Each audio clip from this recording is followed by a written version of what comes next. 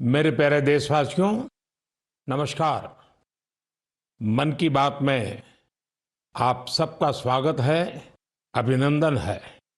आप सब इस समय योग की ऊर्जा और अंतर्राष्ट्रीय योग दिवस की स्मृतियों से भरे होंगे। इस बार भी 21 जून को देश दुनिया के करोड़ों लोगों ने अंतर्राष्ट्रीय योग दिवस में हिस्सा लिया। आपको याद है, 10 साल पहले इसका प्रारंभ हुआ और 10 साल में ये सिलसिला हर साल पहले से भी ज्यादा भव्य बनता जा रहा है। ये इस बात का भी संकेत है कि ज्यादा से ज्यादा लोग अपने दैनिक जीवन में योग को अपना रहे हैं। हमने इस बार योग दिवस की कितनी ही आकर्षक तस्वीरें देखी हैं। विशाखापत्तनम के समुद्र तट पर 3 लाख लोगों ने एक साथ योग किया। विशाखापत्तनम से ही एक और अद्भुत दृश्य सामने आया। 2000 से ज्यादा आदिवासी छात्रों ने 108 मिनट तक 108 सूर्य नमस्कार किए। सोचिए, कितना अनुशासन, कितना समर्पण रहा होगा। हमारे नौसेना के जहाजों पर भी योग की भव्य झलक दिखी। तेलंगाना में 3000 दिव्यांग साथियों ने एक साथ योग शिविर में भाग लिया। उन्होंने दिखाया कि योग किस तरह सशक्तिकरण का माध्यम भी है। दिल्ली के लोगों ने योग को स्वच्छ यमुना के संकल्प से जोड़ा और यमुना तट पर जाकर योग किया। जम्मू कश्मीर में चिनाब ब्रिज, जो दुनिया का सबसे ऊंचा रेलवे ब्रिज है, वहां भी लोगों ने योग किया। हिमालय की बर्फीली चोटियां और आईटीबीपी के जवान, वहां भी योग दिखा। साहस और साधना साथ साथ चले। गुजरात के लोगों ने भी एक नया इतिहास रचा। वडनगर में 2121 लोगों ने एक साथ भुजंगासन किया और नया रिकॉर्ड बना दिया। न्यूयॉर्क, लंदन, टोक्यो, पेरिस, दुनिया के हर बड़े शहर से योग की तस्वीरें आई और हर तस्वीर में एक बात खास रही: शांति, स्थिरता और संतुलन। इस बार की थीम भी बहुत विशेष थी। Yoga for one earth one health, यानी एक पृथ्वी एक स्वास्थ्य। ये सिर्फ एक नारा नहीं है, एक दिशा है जो हमें वसुधैव कुटुंबकम का एहसास कराती है। मुझे विश्वास है इस बार के योग दिवस की भव्यता ज्यादा से ज्यादा लोगों को योग को अपनाने के लिए जरूर प्रेरित करेगी। मेरे प्यारे देशवासियों, जब कोई तीर्थ यात्रा पर निकलता है तो एक ही भाव सबसे पहले मन में आता है: चलो, बुलावा आया है। यही भाव हमारे धार्मिक यात्राओं की आत्मा है। ये यात्राएं शरीर के अनुशासन का, मन की शुद्धि का, आपसी प्रेम और भाईचारे का, प्रभु से जुड़ने का माध्यम है। इनके अलावा इन यात्राओं का एक और बड़ा पक्ष होता है। ये धार्मिक यात्राएं सेवा के अवसरों का एक महाअनुष्ठान भी होती हैं। जब कोई भी यात्रा होती है तो जितने लोग यात्रा पर जाते हैं, उससे ज्यादा लोग तीर्थ यात्रियों की सेवा के काम में जुड़ते हैं। जगह जगह भंडारे और लंगर लगते हैं। लोग सड़कों के किनारे प्याऊ लगवाते हैं। सेवा भाव से ही मेडिकल कैंप और सुविधाओं की व्यवस्था की जाती है। कितने ही लोग अपने खर्च से तीर्थ यात्रियों के लिए धर्मशालाओं की और रहने की व्यवस्था करते हैं। साथियों, लंबे समय के बाद कैलाश मानसरोवर यात्रा का फिर से शुभारंभ हुआ है। कैलाश मानसरोवर यानी भगवान शिव का धाम। हिंदू, बौद्ध, जैन हर परंपरा में कैलाश को श्रद्धा और भक्ति का केंद्र माना गया है। साथियों, 3 जुलाई से पवित्र अमरनाथ यात्रा शुरू होने जा रही है और सावन का पवित्र महीना भी कुछ ही दिन दूर है। अभी कुछ दिन पहले हमने भगवान जगन्नाथ जी की रथ यात्रा भी देखी है। ओडिशा हो, गुजरात हो या देश का कोई और कोना, लाखों श्रद्धालु इस यात्रा में शामिल होते हैं। उत्तर से दक्षिण, पूरब से पश्चिम, ये यात्राएं एक भारत श्रेष्ठ भारत के भाव का प्रतिबिंब है। जब हम श्रद्धा भाव से, पूरे समर्पण से और पूरे अनुशासन से अपनी धार्मिक यात्रा संपन्न करते हैं तो उसका फल भी मिलता है। मैं यात्राओं पर जा रहे सभी सौभाग्यशाली श्रद्धालुओं को अपनी शुभकामनाएं देता हूं। जो लोग सेवा भावना से इन यात्राओं को सफल और सुरक्षित बनाने में जुटे हैं, उन्हें भी साधुवाद देता हूं। मेरे प्यारे देशवासियों, अब मैं आपको देश की 2 ऐसी उपलब्धियों के बारे में बताना चाहता हूं जो आपको गर्व से भर देंगी। इन उपलब्धियों की चर्चा वैश्विक संस्थाएं कर रही हैं। WHO यानी विश्व स्वास्थ्य संगठन और ILO यानी इंटरनेशनल लेबर ऑर्गेनाइजेशन ने देश की इन उपलब्धियों की भरपूर सराहना की है। पहली उपलब्धि तो हमारे स्वास्थ्य से जुड़ी है। आप में से बहुत से लोगों ने आंखों की एक बीमारी के बारे में सुना होगा, ट्रैकोमा। ये बीमारी बैक्टीरिया से फैलती है। एक समय था जब ये बीमारी देश के कई हिस्सों में आम थी। ध्यान नहीं दिया जाए तो इस बीमारी से धीरे धीरे आंखों की रोशनी तक चली जाती थी। हमने संकल्प लिया कि ट्रैकोमा को जड़ से खत्म करेंगे और मुझे आपको ये बताते हुए बहुत खुशी है कि विश्व स्वास्थ्य संगठन यानी WHO ने भारत को ट्रैकोमा फ्री घोषित कर दिया है। अब भारत ट्रैकोमा मुक्त देश बन चुका है। ये उन लाखों लोगों की मेहनत का फल है जिन्होंने बिना थके, बिना रुके इस बीमारी से लड़ाई लड़ी। ये सफलता हमारे हेल्थ वर्कर्स की है। स्वच्छ भारत अभियान से भी इसे मिटाने में बड़ी मदद मिली। जल जीवन मिशन का भी इस सफलता में बड़ा योगदान रहा। आज जब घर घर नल से साफ पानी पहुंच रहा है तो ऐसी बीमारियों का खतरा कम हो गया है।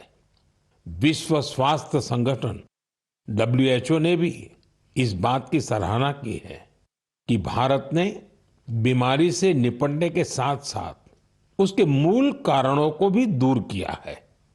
साथियों, आज भारत में ज्यादातर आबादी किसी न किसी सोशल प्रोटेक्शन बेनिफिट का फायदा उठा रही है और अभी हाल ही में इंटरनेशनल लेबर ऑर्गेनाइजेशन ILO की बड़ी अहम रिपोर्ट आई है। इस रिपोर्ट में कहा गया है कि भारत की 64%, 64% से ज्यादा आबादी को अब कोई न कोई सोशल प्रोटेक्शन बेनिफिट जरूर मिल रहा है। सामाजिक सुरक्षा ये दुनिया की सबसे बड़ी कवरेज में से एक है।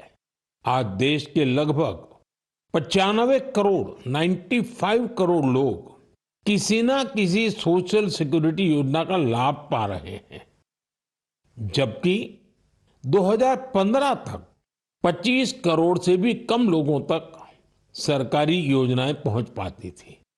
साथियों, भारत में स्वास्थ्य से लेकर सामाजिक सुरक्षा तक हर क्षेत्र में देश सैचुरेशन की भावना से आगे बढ़ रहा है। ये सामाजिक न्याय की भी उत्तम तस्वीर है।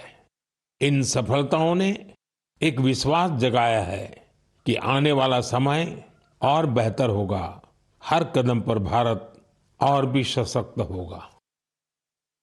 मेरे प्यारे देशवासियों, जन भागीदारी की शक्ति से बड़े बड़े संकटों का मुकाबला किया जा सकता है। मैं आपको एक ऑडियो सुनाता हूं। इस ऑडियो में आपको उस संकट की भयावहता का अंदाजा लगेगा। वो संकट कितना बड़ा था पहले वो सुनिए, समझिए। आखिर ये जो जुल्म हुआ 2 साल तक, जुल्म तो 5-7 साल से शुरू हो गया था, मगर वो शिखर पर पहुंच गया है 2 साल में, जब इमरजेंसी लोगों पर ठोक दी और अमानुषी बर्ताव लोगों के साथ किया गया। लोगों के स्वतंत्रता के हक छीन लिए गए, अखबारों को कोई स्वतंत्रता न रही, न्यायालय बिल्कुल निर्बल बना दिए गए और जिस ढंग से 1 लाख से ज्यादा लोगों को जेल में बंद कर दिए और फिर अपने मनमानी राज की ओर से होती रही, उसकी मिसाल दुनिया के इतिहास में भी मिलना मुश्किल है।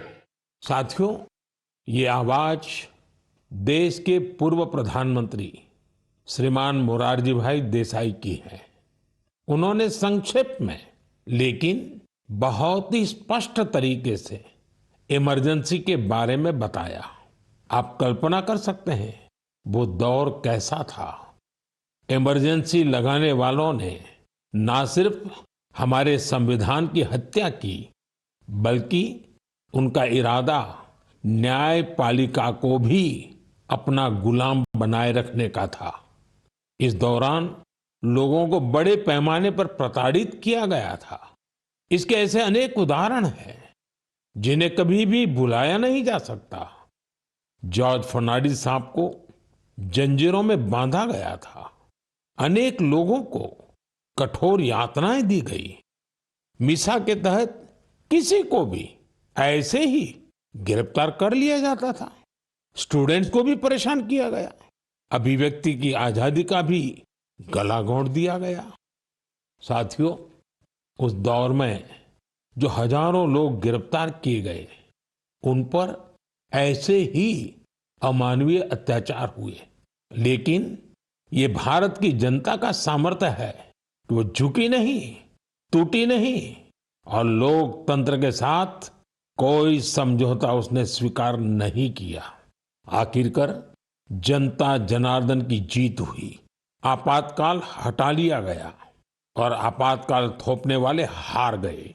बाबू जगजीवन राम जी ने इस बारे में बहुत ही सशक्त तरीके से अपनी बातें रखी थी।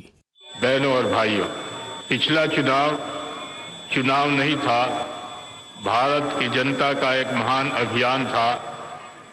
उस समय के परिस्थितियों को बदल देने का, तानाशाही के धारा को मोड़ देने का और भारत में प्रजातंत्र की बुनियाद को मजबूत कर देने का। अटल जी ने भी तब अपने ही अंदाज में जो कुछ कहा था, वो भी हमें जरूर सुनना चाहिए। बहनों और भाइयों, देश में जो कुछ हुआ उसे केवल चुनाव नहीं कह सकते। एक शांतिपूर्ण क्रांति हुई है।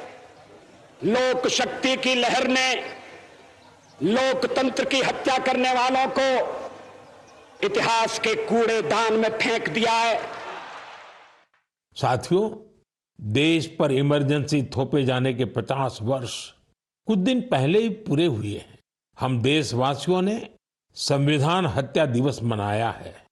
हमें हमेशा उन सभी लोगों को याद करना चाहिए जिन्होंने इमरजेंसी का डटकर मुकाबला किया था।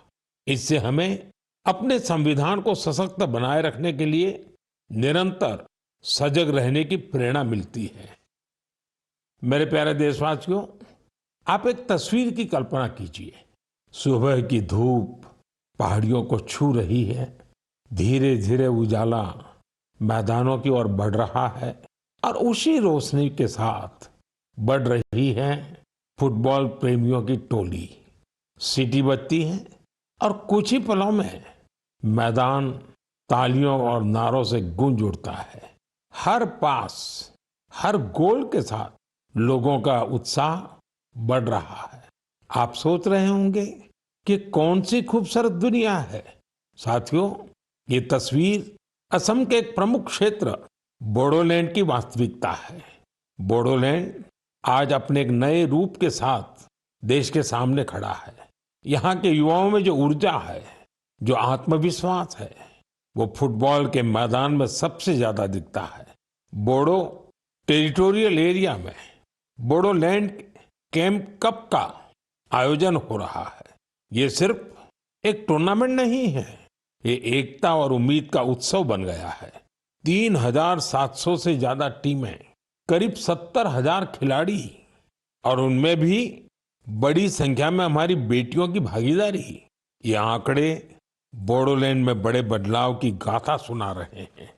बोडोलैंड अब देश के खेल नक्शे पर, स्पोर्ट्स के मैप पर अपनी चमक और बढ़ा रहा है। साथियों, एक समय था जब संघर्ष ही यहाँ की पहचान थी। तब यहाँ के युवाओं के लिए रास्ते सीमित थे, लेकिन आज उनकी आंखों में नए सपने हैं और दिलों में आत्मनिर्भरता का हौसला है। यहाँ से निकले फुटबॉल खिलाड़ी अब बड़े स्तर पर अपनी पहचान बना रहे हैं। हालीचरण नार्जारी, दुर्गा बोरो, अपूर्वा नार्जारी, मनबीर बसुमतारी, ये सिर्फ फुटबॉल खिलाड़ियों के नाम नहीं है, ये उस नई पीढ़ी की पहचान है जिन्होंने बोडोलैंड को मैदान से राष्ट्रीय मंच तक पहुंचाया। इनमें से कई ने सीमित संसाधनों में अभ्यास किया, कई ने कठिन परिस्थितियों में अपने रास्ते बनाए और आज इनका नाम लेकर देश के कितने ही नन्हे बच्चे अपने सपनों की शुरुआत करते हैं। साथियों, अगर हमें अपने सामर्थ्य का विस्तार करना है तो सबसे पहले हमें अपनी फिटनेस और वेलबीइंग पर ध्यान देना होगा। वैसे साथियों, फिटनेस के लिए, ओबेसिटी कम करने के लिए मेरा एक सुझाव आपको याद है ना? खाने में 10% तेल कम करो, मोटापा घटाओ। जब आप फिट होंगे तो जीवन में और ज्यादा सुपर हिट होंगे। मेरे प्यारे देशवासियों, हमारा भारत जिस तरह अपनी क्षेत्रीय, भाषाई और सांस्कृतिक विविधता के लिए जाना जाता है, उसी तरह कला, शिल्प और कौशल की विविधता भी हमारे देश की एक बड़ी खूबी है।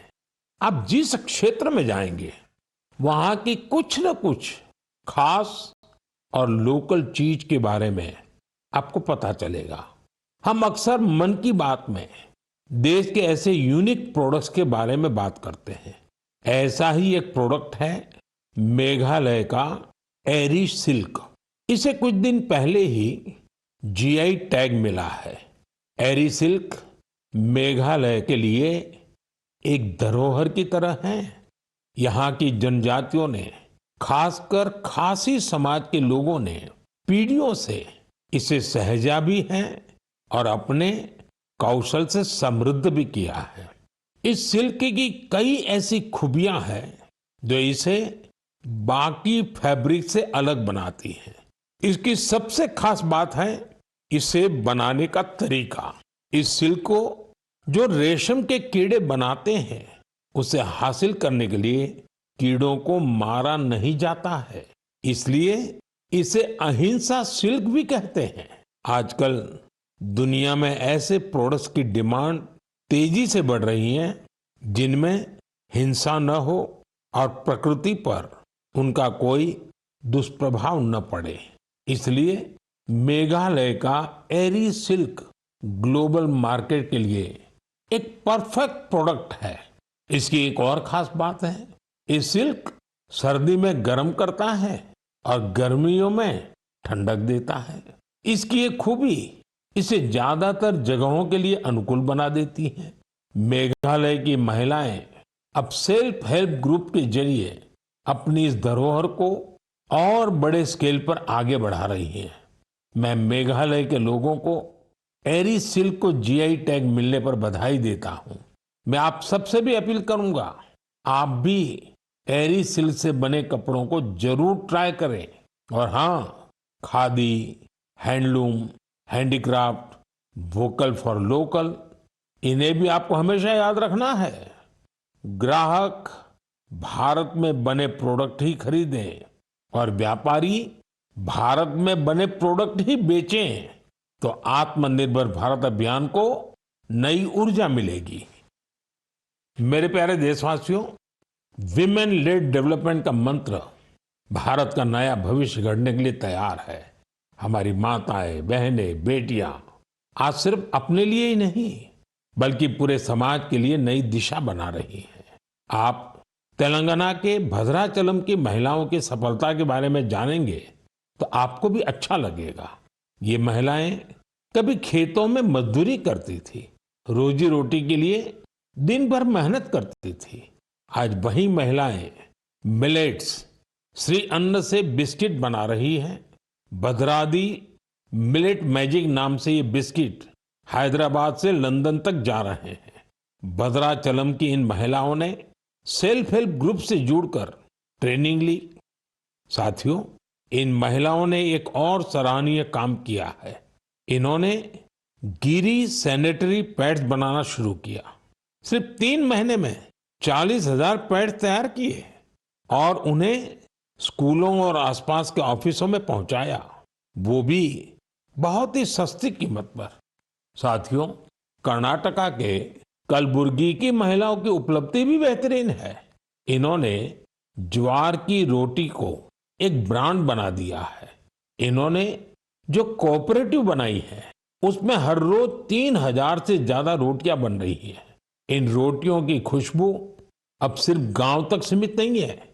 बेंगलुरु में स्पेशल काउंटर खुल चुका है। ऑनलाइन फूड प्लेटफॉर्म पर ऑर्डर आ रहे हैं। कलबुर्गी की रोटी अब बड़े शहरों के किचन तक पहुंच रही है। इसका बहुत शानदार असर इन महिलाओं पर पड़ा है। उनकी आय बढ़ रही है। साथियों, अलग अलग राज्यों की इन गाथाओं में अलग अलग चेहरे हैं, लेकिन उनकी चमक एक जैसी है। ये चमक है आत्मविश्वास की, आत्मनिर्भरता की। ऐसा ही एक चेहरा है मध्य प्रदेश की सुमा उइके। सुमा जी का प्रयास बहुत सराहनीय है। उन्होंने बालाघाट जिले के कटंगी ब्लॉक में सेल्फ हेल्प ग्रुप से जुड़कर मशरूम की खेती और पशुपालन की ट्रेनिंग ली। इससे उन्हें आत्मनिर्भरता की राह मिल गई। सुमा उइके की आय बढ़ी तो उन्होंने अपने काम का विस्तार भी किया। छोटे से प्रयास से शुरू हुआ ये सफर अब दीदी कैंटीन और थर्मल थेरेपी सेंटर तक पहुंच चुका है। देश के कोने कोने में ऐसी ही अनगिनत महिलाएं अपना और देश का भाग्य बदल रही हैं। मेरे प्यारे देशवासियों, पिछले दिनों मुझे वियतनाम के बहुत से लोगों ने विभिन्न माध्यमों से अपने संदेश भेजे। इन संदेशों की हर पंक्ति में श्रद्धा थी, आत्मीयता थी। उनकी भावनाएं मन को छूने वाली थी। वो लोग भगवान बुद्ध के पवित्र अवशेषों, रेलिक्स के दर्शन कराने के लिए भारत के प्रति अपना आभार प्रकट कर रहे थे। उनके शब्दों में जो भाव थे वो किसी औपचारिक धन्यवाद से बढ़कर थे। साथियों, मूल रूप से भगवान बुद्ध के इन पवित्र अवशेषों की खोज आंध्र प्रदेश में पालनाडु जिले के नागार्जुन कोंडा में हुई थी। इस जगह का बौद्ध धर्म से गहरा नाता रहा है। कहा जाता है कि कभी इस स्थान पर श्रीलंका और चीन सहित दूर दूर के लोग आते थे। साथियों, पिछले महीने भगवान बुद्ध के इन पवित्र अवशेषों को भारत से वियतनाम ले जाया गया था। वहां के 9 अलग अलग स्थानों पर इन्हें जनता के दर्शन के लिए रखा गया। भारत की पहल एक तरह से वियतनाम के लिए राष्ट्रीय उत्सव बन गई। आप कल्पना कर सकते हैं, करीब 10 करोड़ लोगों की आबादी वाले वियतनाम में 1.5 करोड़ से ज्यादा लोगों ने भगवान बुद्ध के पवित्र अवशेषों के दर्शन किए। सोशल मीडिया पर जो तस्वीरें और वीडियो मैंने देखे, उन्होंने ये एहसास कराया कि श्रद्धा की कोई सीमा नहीं होती। बारिश हो, तेज धूप हो, लोग घंटों कतारों में खड़े रहे। बच्चे, बुजुर्ग, दिव्यांगजन सभी भाव विभोर थे। वियतनाम के राष्ट्रपति, उप प्रधानमंत्री, वरिष्ठ मंत्री, हर कोई नतमस्तक था। इस यात्रा के प्रति वहां के लोगों में सम्मान का भाव इतना गहरा था कि वियतनाम सरकार ने इसे 12 दिन के लिए और आगे बढ़ाने का आग्रह किया था और इसे भारत ने सहर्ष स्वीकार कर लिया। साथियों, भगवान बुद्ध के विचारों में वो शक्ति है जो देशों, संस्कृतियों और लोगों को एक सूत्र में बांधती है। इससे पहले भगवान बुद्ध के पवित्र अवशेष थाईलैंड और मंगोलिया ले जाए गए थे और वहां भी श्रद्धा का यही भाव देखा गया। मेरा आप सभी से भी आग्रह है कि अपने राज्य के बौद्ध स्थलों की यात्रा अवश्य करें। एक आध्यात्मिक अनुभव होगा, साथ ही हमारी सांस्कृतिक विरासत से जुड़ने का एक सुंदर अवसर भी बनेगा। मेरे प्यारे देशवासियों, इस महीने हम सब ने विश्व पर्यावरण दिवस मनाया। मुझे आपके हजारों संदेश मिले। कई लोगों ने अपने आसपास के उन साथियों के बारे में बताया जो अकेले ही पर्यावरण बचाने के लिए निकल पड़े थे और फिर उनके साथ पूरा समाज जुड़ गया। सबका यही योगदान हमारी धरती के लिए बड़ी ताकत बन रहा है। पुणे के श्री रमेश खरमाले जी, उनके कार्यों को जानकर आपको बहुत प्रेरणा मिलेगी। जब हफ्ते के अंत में लोग आराम करते हैं तो रमेश जी और उनका परिवार कुदाल और फावड़ा लेकर निकल पड़ते हैं। जानते हैं कहाँ? जुन्नर की पहाड़ियों की ओर। धूप हो या ऊंची चढ़ाई, उनके कदम रुकते नहीं। वो झाड़ियां साफ करते हैं, पानी रोकने के लिए ट्रेंच खोदते हैं और बीज बोते हैं। उन्होंने सिर्फ 2 महीनों में 70 ट्रेंच बना डाले। रमेश जी ने कई सारे छोटे तालाब बनाए हैं, सैकड़ों पेड़ लगाए हैं। वो एक ऑक्सीजन पार्क भी बनवा रहे हैं। नतीजा ये हुआ कि यहाँ अब पक्षी लौटने लगे हैं, वन्य जीवन को नई सांसें मिल रही हैं। साथियों, पर्यावरण के लिए एक और सुंदर पहल देखने को मिली है गुजरात के अहमदाबाद शहर में। यहाँ नगर निगम ने मिशन फॉर मिलियन ट्रीज अभियान शुरू किया है। लक्ष्य है लाखों पेड़ लगाना। इस अभियान की एक खास बात है सिंदूर वन। यह वन ऑपरेशन सिंदूर के वीरों को समर्पित है। सिंदूर के पौधे उन बहादुरों की याद में लगाए जा रहे हैं जिन्होंने देश के लिए सब कुछ समर्पित कर दिया। यहाँ एक और अभियान को नई गति दी जा रही है, एक पेड़ मां के नाम। इस अभियान के तहत देश में करोड़ों पेड़ लगाए जा चुके हैं। आप भी अपने आपके गांव या शहर में चल रहे ऐसे अभियान में जरूर हिस्सा लीजिए। पेड़ लगाइए, पानी बचाइए, धरती की सेवा कीजिए, क्योंकि जब हम प्रकृति को बचाते हैं तो असल में हम अपनी आने वाली पीढ़ियों को सुरक्षित करते हैं। साथियों, महाराष्ट्र के एक गांव ने भी बड़ी शानदार मिसाल पेश की है। छत्रपति संभाजीनगर जिले की ग्राम पंचायत है पाटोदा। ये कार्बन न्यूट्रल गांव पंचायत है। इस गांव में कोई अपने घर के बाहर कचरा नहीं फेंकता। हर घर से कचरा इकट्ठा करने की पूरी व्यवस्था है। यहाँ गंदे पानी का ट्रीटमेंट भी होता है। बिना साफ किए कोई पानी नदी में नहीं जाता। यहाँ उपलों से अंतिम संस्कार होता है और उस राख से दिवंगत के नाम पर पौधा लगाया जाता है। इस गांव में साफ सफाई भी देखते ही बनती है। छोटी छोटी आदतें जब सामूहिक संकल्प बन जाती हैं तो बड़ा बदलाव तय हो जाता है। मेरे प्यारे साथियों, इस समय सबकी निगाहें इंटरनेशनल स्पेस सेंटर पर भी है। भारत ने एक नया इतिहास रचा है। मेरी कल ग्रुप कैप्टन शुभांशु शुक्ला से बात भी हुई है। आपने भी शुभांशु से मेरी बातचीत को जरूर सुना होगा। अभी शुभांशु को कुछ और दिन इंटरनेशनल स्पेस सेंटर रहना है। हम मिशन के बारे में और बातें करेंगे, लेकिन मन की बात के अगले एपिसोड में। अब समय है इस एपिसोड में आपसे विदा लेने का। लेकिन साथियों, जाते जाते मैं आपको एक खास दिन की याद दिलाना चाहता हूं। 1 जुलाई, परसों, यानी 1 जुलाई को हम 2 बेहद महत्वपूर्ण प्रोफेशंस का सम्मान करते हैं, डॉक्टर्स और सीए। ये दोनों ही समाज के ऐसे स्तंभ हैं जो हमारी जिंदगी को बेहतर बनाते हैं।